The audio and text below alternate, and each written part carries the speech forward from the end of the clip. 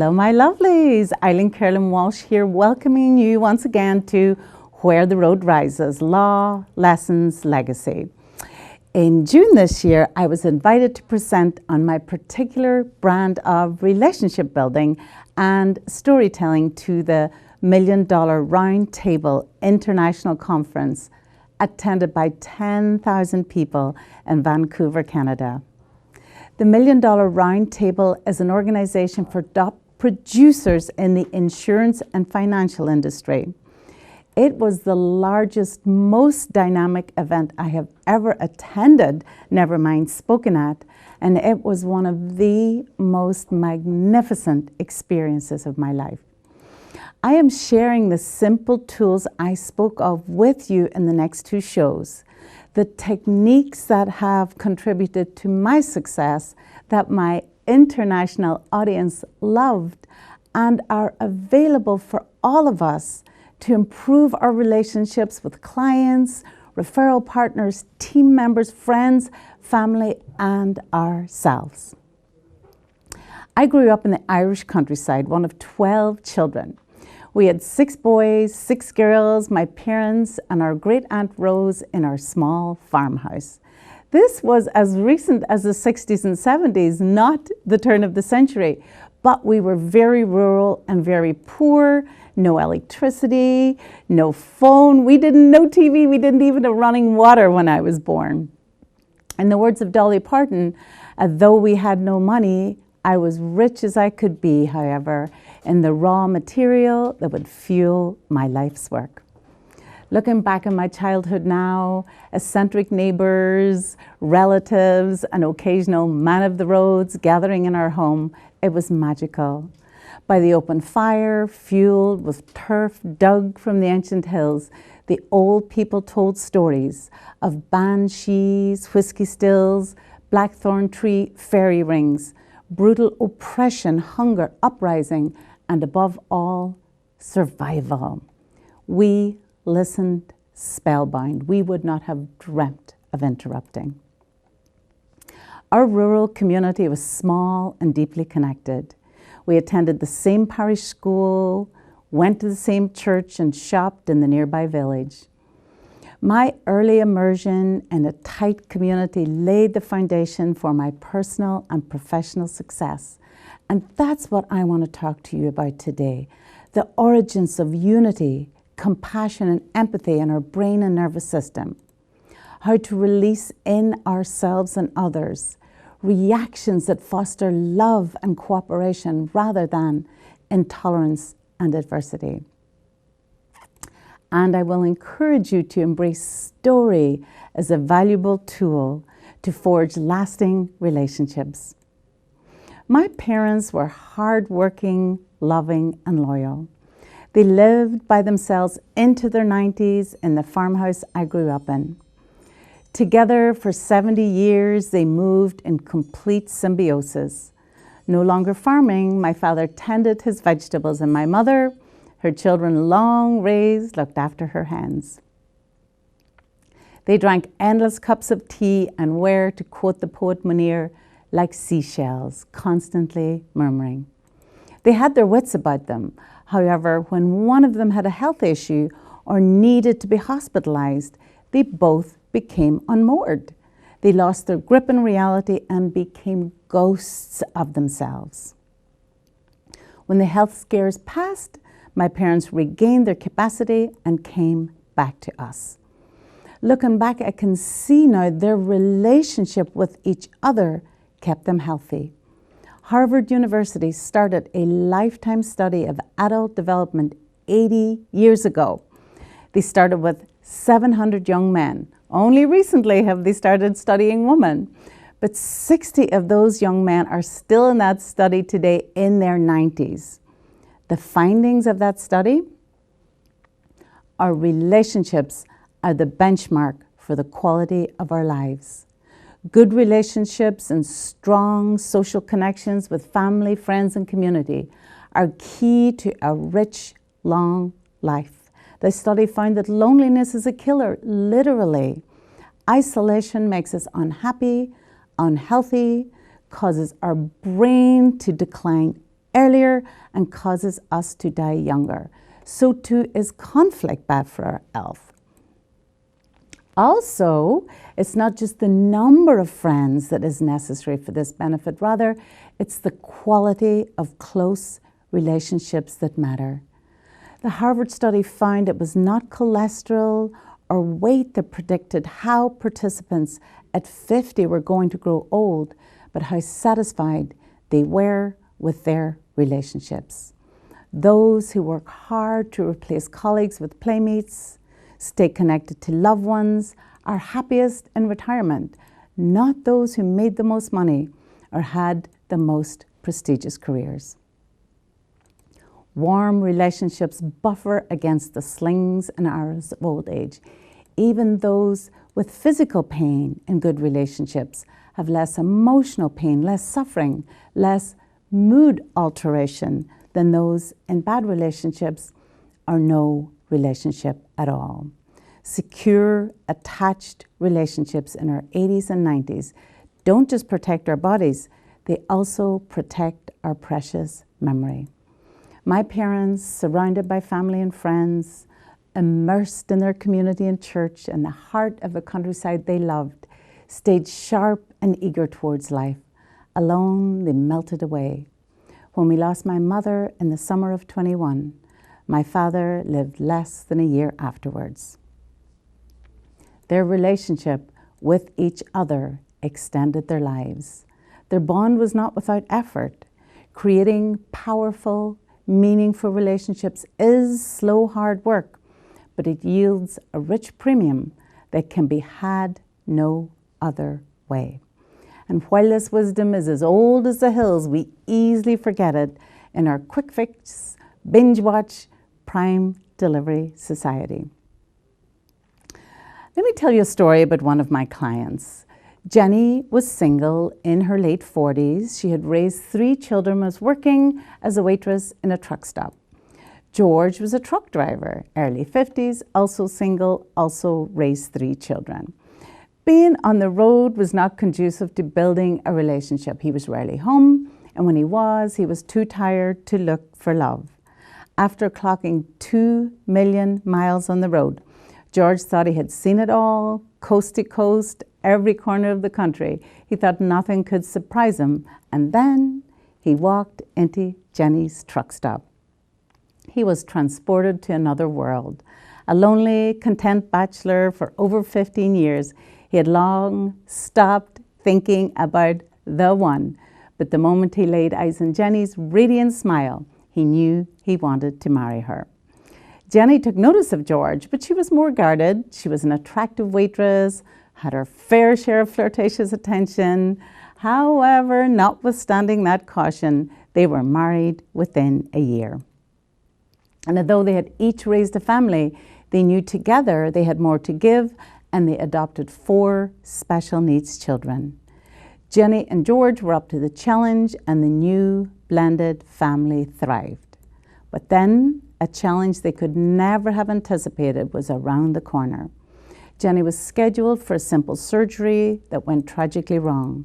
She was supposed to simply wake up and walk out of the hospital the same day. Instead, there was a major complication, then medical malpractice, and Jenny woke up to the news that she was permanently paralyzed.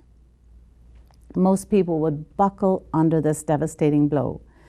Jenny and George, however, were neither bitter nor did they waver in their beliefs. They found the grace to go on. They had children to raise who desperately needed them, and they had each other. Those 4 children are all grown now, and Jenny's condition worsens, but I have never seen her without her radiant smile. And whenever I am in their company, George is always holding her hand. And they tell me they are blessed beyond measure. Their story is a testament to the power of love.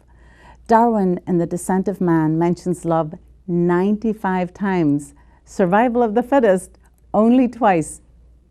He said humans are not strong like primates, but their strength lies in having evolved to take care of each other. There are profound reproductive and survival reasons for this. Important parts of our brain and nervous system are shaped by genes to help us connect and cooperate. Love and compassion are coded into our DNA. If we see someone performing an action, the same neuron lights up as if we were performing that action. This phenomenon is known as neuron mirroring. It means there is something in the brain that does not distinguish between self and others. We are neurologically designed to suffer when we see someone suffer, soar when we see someone else soar. Mirror neurons gear us up to feel at a primordial level what another person feels. As social creatures, we depend on each other for survival and happiness. Therefore, the more love and empathy we feel, the more likely we are to protect and defend each other. The neurochemical oxytocin is a key player in what scientist Zach calls this neural ballet. Oxytocin is a sequence of 9 amino acids produced in the hypothalamus. Oxytocin is produced when we are trusted or shown kindness. Flowing through the bloodstream in high levels, it promotes monogamy, caregiving, cooperation, and generosity. And it does this by enhancing empathy, our ability to bond and connect with another's experience. The vagus nerve is another rock star in this process. The vagus nerve is often called the love nerve because of its link to a flourishing, meaningful life. The vagus nerve originates in the oldest part of the mammalian brain and is loaded with oxytocin receptors. When the vagus nerve fires, we feel a rush of emotion. Our body is getting us ready for compassion. I love the series This I Believe on National Public Radio. In one episode, Chilean writer Isabel Allende tells the story of her darling daughter Paula, who suffered a brain injury, then fell into a coma. Isabel took tender care of Paula in her home until she died in Isabel's arms at age 29. Silent in her bed, my daughter taught me a lesson that is now my mantra. All you have is what you give, and it is by spending yourself you become rich. When she died, I thought I had lost everything, but then I realized I still had the love I had given her, a love that keeps growing and multiplying and giving fruit. I cannot read Isabel's story of caring for her daughter without feeling a swelling in my chest, a sensation in my throat, and tears welling in my eyes. I feel touched, humble, grateful, and my heart opens to love and healing. How amazing is that? Simply reading words on a page, listening to a story, a song, watching a movie can create a profound chemical reaction in our body. This is described by neuroscientists as the elevation response. If we see humanity suffering, an act of bravery, people helping each other in a disaster, we hear an inspiring story, we react instinctively. We are equipped for a compassionate response to the trouble of others. The vagus nerve connects the humanity in us despite our political party, ethnic group, or race, etc. And there are vagal superstars who have increased positive emotions daily. They are more resilient to bereavement, they're more sympathetic, they're trusted more in interactions with strangers, they're more altruistic and have a stronger immune response.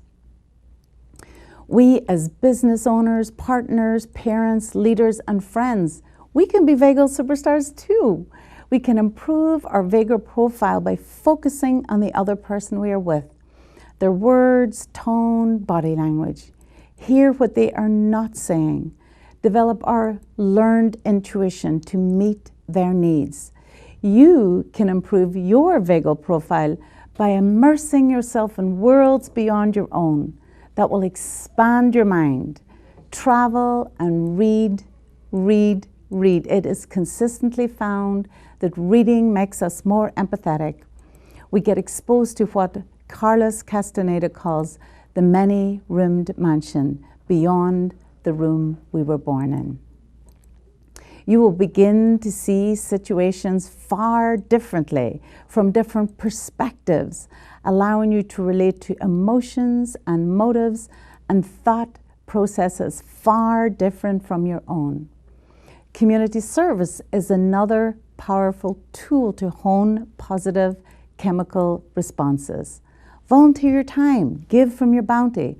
It has been said there is no such thing as true altruism because we cannot give, even anonymously, without getting something back. You give away bread, it comes back buttered. Archbishop Desmond Tutu said, "When we serve others, we discover a deep contentment and ecstasy that is absent in the opposite." The more you have that feeling, the higher your vagal profile. And not only do you want to be a vagal superstar, you also want to be able to release that response in others. When customers walk in your door or your students, they often have cortisol and adrenaline flowing through their body. They may have been stuck in traffic, feel nervous, feel reluctant to discuss difficulties, be afraid to be vulnerable, dread the costs. Cortisol and adrenaline make people intolerant, irritable, narrow, and critical. It's therefore your task to change your prospect's chemical composition from what David Philip calls the devil's cocktail to the angel's cocktail through interactions that release not only oxytocin, but the other components of the angel cocktail, endorphins and dopamine. You can release endorphins by making people laugh. When they laugh, they become more creative and relaxed. I often start a presentation by saying, "You have all heard the term, where there's a will, there's a way." Well, I am going to rewrite it. Where there is no will, there are way too many relatives looking for money. When I invite my guests to try the coffee cake, I tell them I was up all night baking it. Just simple little jokes that break the ice and get us all laughing and comfortable. I often tell clients about my adventures as a trial lawyer by day and a cocktail waitress by night during my first year of practice. I wanted my school loan paid quickly and get great trial experience, so for a time, I kept my foot in both worlds. I was a waitress on a casino riverboat, and the courthouse was just across the riverfront. My double life led to many hilarious outcomes. Dopamine is created when you tell your listeners an interesting story. Remember your teacher or grandparents reading aloud to you? Long ago, deep in a forest that clung to the topmost crag of a distant mountain. Upon hearing those words, you shed your own world and sank into the world of the story. I lost both my parents in the same year, and because visits to Ireland during their last illness and death punctuated my busy practice, I was often rescheduling, apologizing, explaining my absence to clients. I would tell them my parents' story. My mother grew up in the hungry 30s. She had a hard life. In my memory, she was always cooking, baking, washing clothes by hand, often scolding, and always loving. She said she was happiest when her baby was sleeping in the cradle and their clothes were blowing on the line. My mother was the heart and soul of our home. She was always in the kitchen, and the kitchen was always warm. If ever my mother was not home and the fire out and the kitchen cold, we felt that life had ended. It hardly ever happened, but when it did, we were desolate because home was mommy and a warm kitchen. As my mother's health declined, my team managed my practice and my husband held the fort at home, allowing me the gift of being with her. My mother's faith infused her final days. Our longtime parish priest, as old as her and as sad to see her go as we were, and a young curate who went to school with my nephew, visited her daily, saying prayers for the dying, giving a medieval-sounding plenary indulgence, and last rites. Her children, grandchildren, and great-grandchildren wove in and out of her bedside, saying rosaries, blessed candles burning. The things my mother gave her life to, faith and family, gave back to her 100-fold as she lay dying, peaceful and ready for her eternal reward. One of my fondest childhood memories is my father's rendition of the cremation of Sam McGee. He was most apt to tell it on a Saturday night after a visit to the pub, we later learned, with a bundle of us children gathered round him.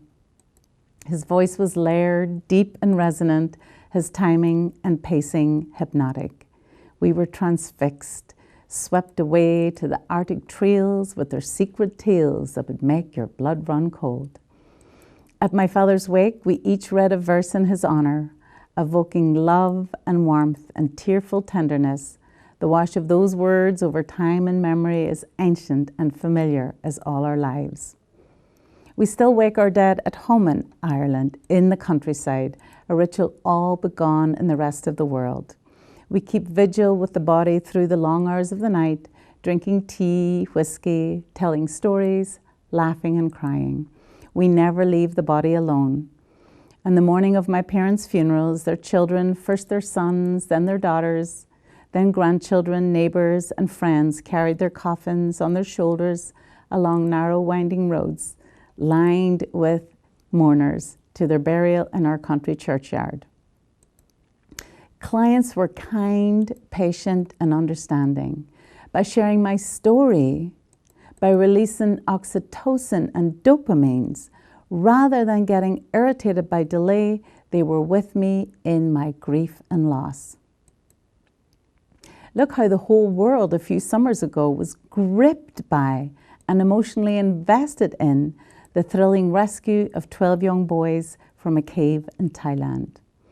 That warm sunny day, the boys had just won their soccer game and were on a celebratory bike ride through the countryside with their coach. They discovered a cave and went in to explore, little knowing the events that were about to unfold. Sudden torrential rain sealed the entrance and trapped the boys inside. Volunteers, rescue professionals, doctors, diving experts traveled from all over the world and worked around the clock to rescue them. Media covered the drama 24/7. We watched breathlessly as one by one the boys emerged unharmed. Real human stories are compelling. They stop us in the clamor of world affairs, politics, wars, elections, the stock market, and connect us, teach us compassion, make us feel more human and open our hearts to love and beauty. Character-drawn stories consistently cause oxytocin synthesis. Your clients will bond with you, trust you, feel generous towards you. A story is the most reliable method of communicating information, complex ideas, emotions, and experience, and the most powerful way to change mindset, attitude, behaviors, and beliefs. It is also the most effective way to motivate, teach, and convince another. Stories make sense, hold attention, and are remembered. They break down walls, influence people. Your customers will respond emotionally to a story in a way they will not to logic and facts. Attention is increased when you tell a story. Your listener becomes more focused, motivates, and remembers things more positively. Our minds are evolutionary hardwire at least 100,000 years before our birth to think in specific story terms. These neural story maps are housed in the subconscious mind and automatically applied to information. A fascinating concept called neurocoupling occurs when a story is being told. The neurons in the listener's mind sync with the neurons of the storyteller, and the brain activates to allow the listener to assimilate the story into their own experience. Our clients want to and will automatically see themselves in the story, which is a natural path for you to craft the story so clients recognize themselves and the solution to their problems in it. The more emotionally invested we are, the the less critical we become. And that is what makes story such a powerful business tool and why we must use it with honesty and integrity. Build a collection of success stories and cautionary tales.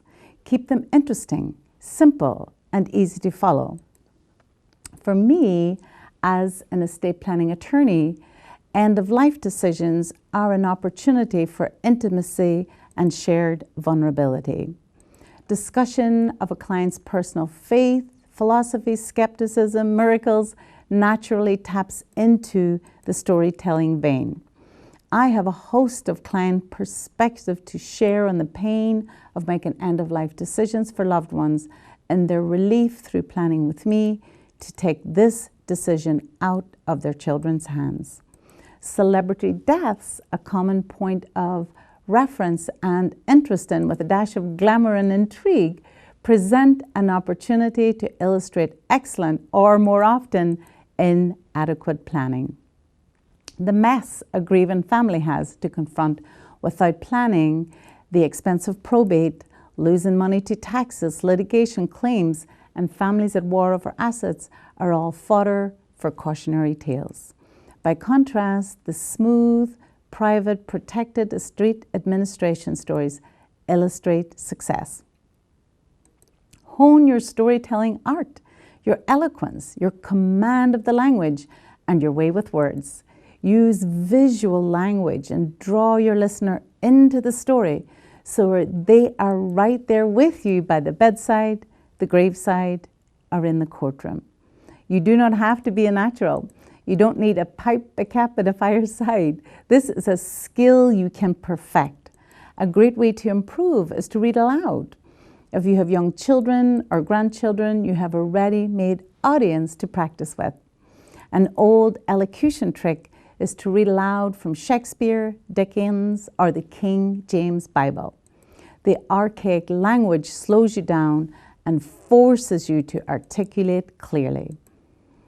Join me again in part 2 of Relationships and Storytelling, where we will discuss building a story brand, unwrapping the needs of others through story, and the capstone of my story immersion, writing a legacy letter. I will leave you with the words of Holocaust survivor Viktor Frankl on service to others. We who lived in concentration camps remember the men who walked through the huts comforting others, giving away their last piece of bread. They may have been few in number, but they offer sufficient proof that everything can be taken from us, but one thing, the human freedom to choose one's attitude in any given set of circumstances, to choose one's own way. Thank you. Until next time, goodbye.